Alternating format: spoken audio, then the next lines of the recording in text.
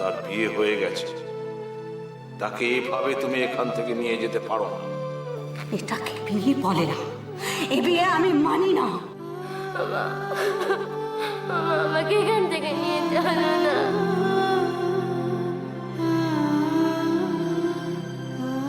আপনার মেয়ের গত্যান্তর হয়ে গেছে।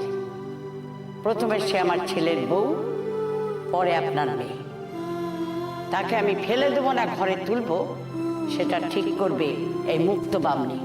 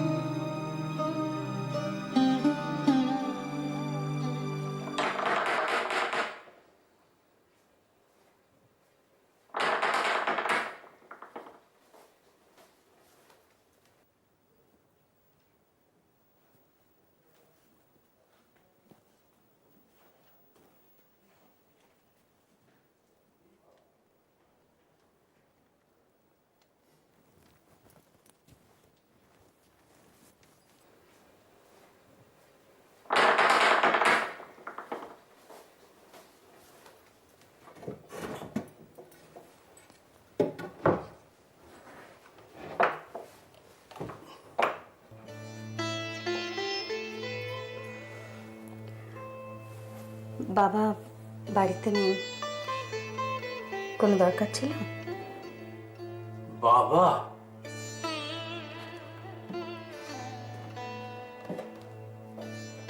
ও বুঝেছি, বুড়ো বাপ তাহলে তোমার বাবা বটে।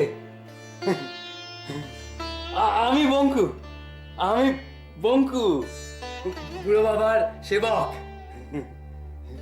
তুমি তো আমার তাহলে দিদি ঠাকুরুন বটে। গ্রামে গেলুম, মেয়েটার অসুখ, এই ফিরলুম। তোমার কথা এত শুনেছি, চেনা জানা হয়ে গেছে। তা আর কোথায় জামাই ছেলে ঘরে আছে বুঝি? কেউ নেই। সে কি? বুঝেছি, জামাই তোমায় পৌঁছে দিয়ে চলে গেছে। বঙ্কু, তুই এসে গেছিস? হ্যাঁ, এই এলুম। মেয়ে কেমন আছে? আছে, তবে ভালো নয়। তো নিয়ে এলি না কেন? ওই আর কটা দিন দেখুক মানাতে পারে কিনা। হুট করে তো শ্বশুর বাড়ি থেকে নিয়ে আসা যায় না। তো মেরে ফেললে পরে নিয়ে আসবি নাকি? আপনি কেমন আছে? শুনেছিলাম নাকি হাম হয়েছে? ও সেরে গেছে। হ্যাঁ, কি সুন্দর দেখতে হয়েছে। আচ্ছা শোন, দিদি ঠাকুরিন এরপর থেকে এখানেই থাকবে, খেয়াল রাখিস।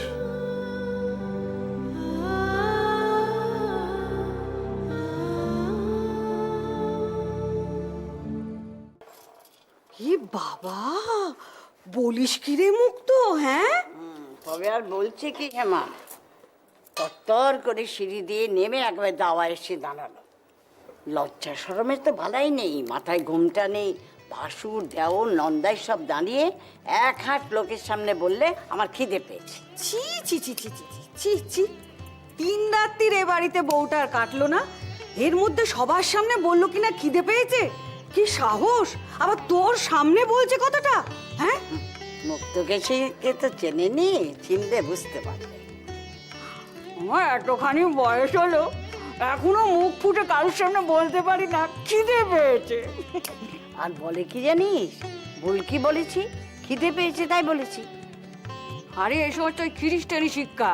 হ্যাঁ, তুই বলছিলি না ওর মা ওকে স্কুলে পড়ায়, ওই ব্যাপার। ওই শোন, তোকে বলি এখনো সময় আছে, বউকে সামলা, নইলে তোর মাথায় উঠে বসবে। হ্যাঁ, দেখবি তখন। হ্যাঁ রে, শুভচুনিতে বউকে পাঠাচ্ছিস? মাথা খারাপ? হাহ, আমি সাফ সাফ বলে দিয়েছি, বাপের বাড়ির সঙ্গে কোনো সম্পর্ক রাখা যাবে না। মেয়েকেও বলে দিয়েছি, মেয়ের বাপকেও বলে দিয়েছি। বলেছিস? হ্যাঁ, বৌভাতির দিন এ ছিল তো, স্পষ্ট মুখের ওপর বলে দিয়েছি।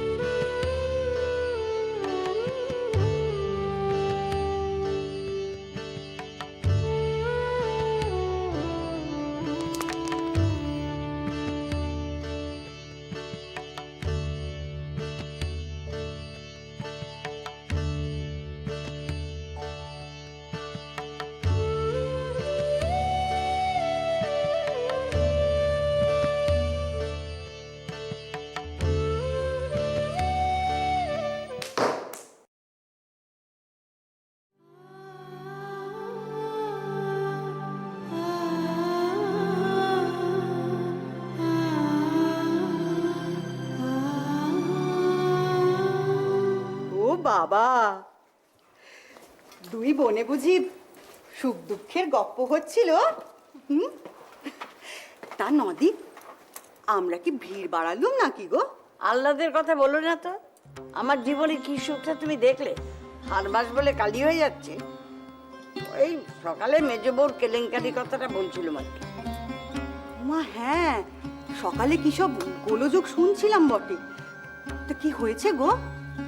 ও, গোলযোগটা শুনেছিলে? শুনে কি দৌড় বন্ধ করেছিলে? না, তুমি আমাকে কি ভাবো বলো দেখি নদী। তোমাদের বাড়ির ঝামেলা আমি কি গলা বাড়িয়ে রসি রসি শুনবো? অমন নিচু মন আমার নয়। ছোট কাকে যেন বলছিল, তাই আর কি। তোমার নতুন বউ নাকি কি কেলেঙ্কারি করেছে? তোমার তো এখন দেখছি দিদি কেলেঙ্কারি যোগ চলছে। সত্যি দিদি, কি কপাল তোমার।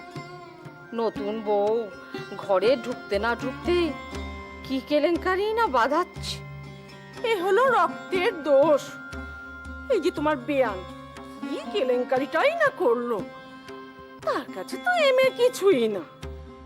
যা বলেছ, অমন শিবতুল্য স্বামী, বিয়ের যোগ্যী ছেলে সব ফেলে কুলের মুখে কালি দিয়ে চলে গেল। বাজে কথা বলিস রে সেজ। বেয়ান আমার কুলের মুখে কালি দেননি। তুমি যা বলেছো তাই শুনে শুনেই তো বলছি, আমি তো আর বানিয়ে বানিয়ে বলছি না। আরে বাবা, আমি বলতে চাইছি যে বেয়ান তার মেয়েকে বিদ্যেধরী করতে চেয়েছিল। তার শাশুড়ি তো আগে ভাগেই নাতনির বিয়ে দিয়ে দিলে।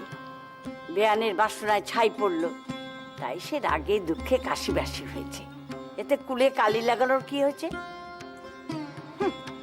কাশি বাস হাসালে নদী, এই বয়সে কাশি বাস দেখো গে যাও।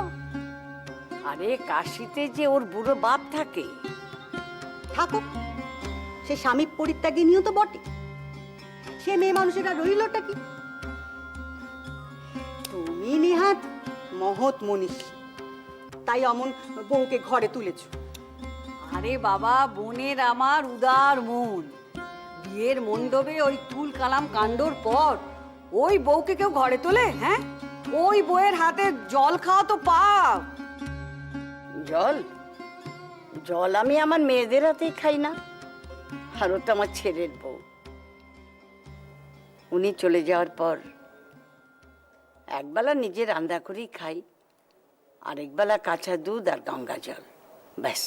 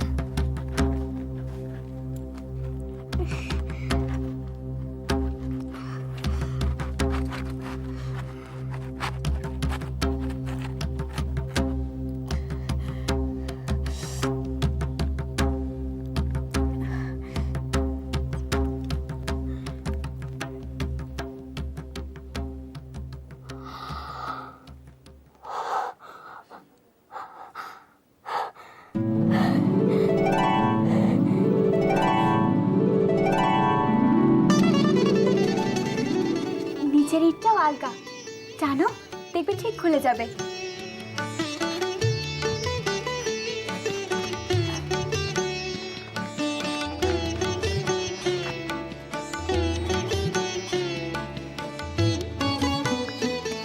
কেমন ভুতুরে কাণ্ড দেখলে?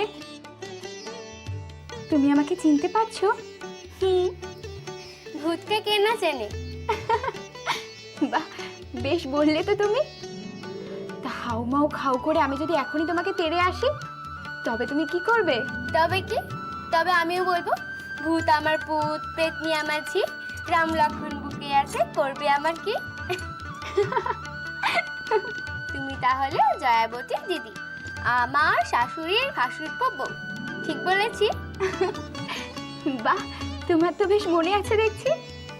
কিন্তু তোমার কি আমাকে মনে আছে? আচ্ছা, আমার সঙ্গে দুষ্টুমি হচ্ছে তাই না? তোমাকে কি কখনো ভোলা যায়?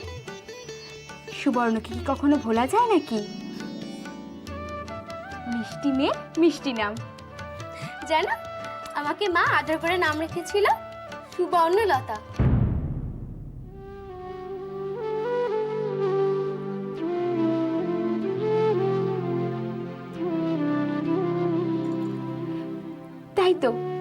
তাই তো নামটা এত সুন্দর।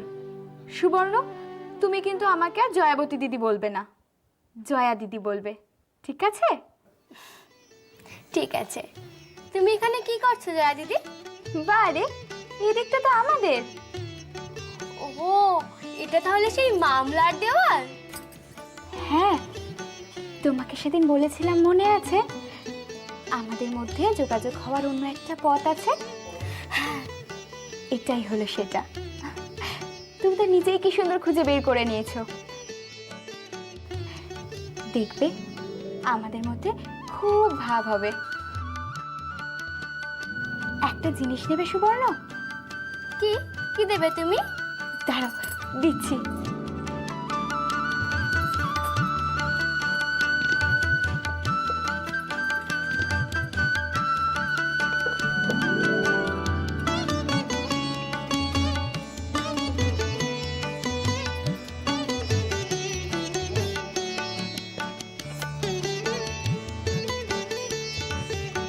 এই নাও।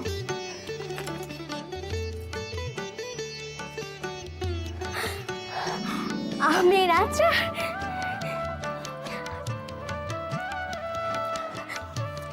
আমি না এটা খেতে খুব ভালোবাসি।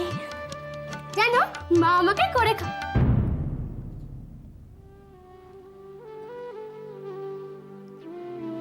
আমাকে মা করে খাওয়াতো। তাহলে তাহলে আজ তুমি আমার হাতে তৈরি আমের আচার খেয়ে বলো তো কেমন হয়েছে? কি হলো, খাও।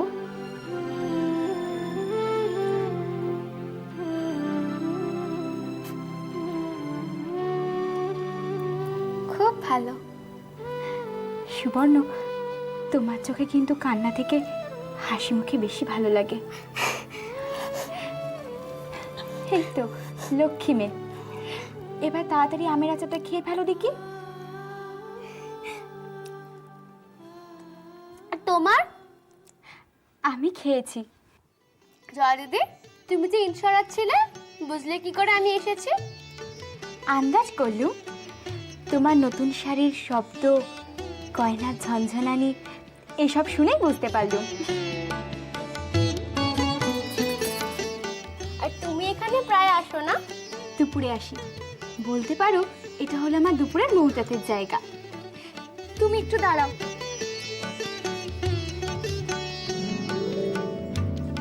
এই নাও।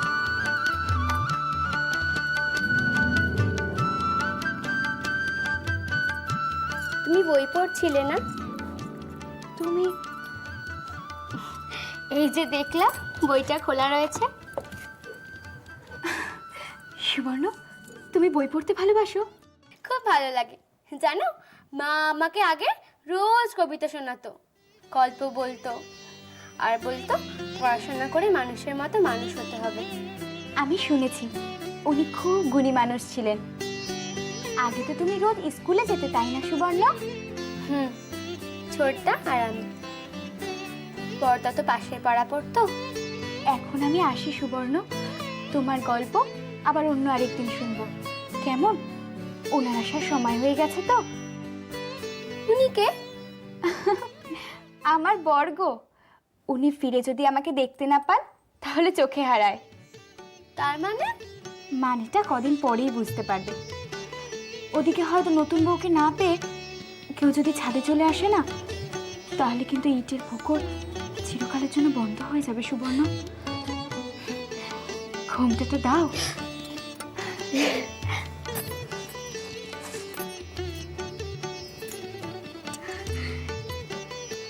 এই ইটগুলোকে আবার আগে জায়গায় সাজিয়ে দেবে না?